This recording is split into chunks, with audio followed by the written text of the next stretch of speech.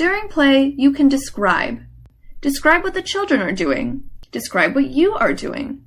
Describing provides children with information about what they or what you are doing. Think of it like being a sportscaster, and you are giving the play-by-play of what is happening. For instance, you could say, "You are pushing the big train on the tracks." Or, "I put the round block on top of the tower." Or, "You are squishing the red Play-Doh." Describing is a great way to teach children words, as you can provide information about shapes, sizes, colors, and numbers. Your describing can also reinforce your curriculum, themes, or vocabulary words of focus for the week. Repeat, or reflect, the things children say. Be like a parrot, saying back what the children say. For instance, if a child says, "I have a block," you can say, "You have a block." You can also add additional information about shapes, sizes, and colors. For instance, if a child says, "I'm putting the blocks together," you can say, "You are putting one blue block and one yellow block together." Reflecting may sound a little funny, but it is a great way to strengthen children's language skills and teach new vocabulary words. Notice. Tell the children about the things you notice as they play. Children are really being scientists and experimenting when they play.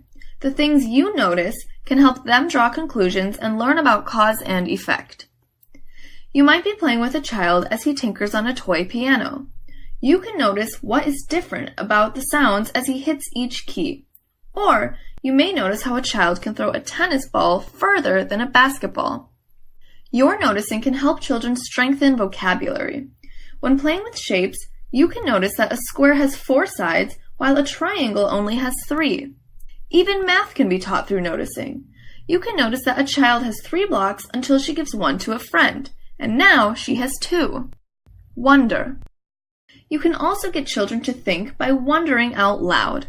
Like, "I wonder what will happen if you mix the blue and yellow paint together." "I wonder where you are taking the train." "I wonder what you are building." Or, "I wonder what you will do next." Ask questions. You can also use gentle questions to get children thinking. For instance, you might ask, "What do you think is going to happen?" Or, "Do you know which one is a hexagon?" Let's review some of the things you can say to help children learn during guided play. You can describe, reflect, notice, wonder, and ask gentle questions. The ultimate goal of guided play is scaffolding. Scaffolding is moving children forward in their understanding. Successful scaffolding meets children where they are and encourages them to go one step further.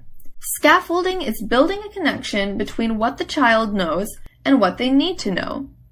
Through talking, you can scaffold children's learning. You can encourage children to do more challenging things.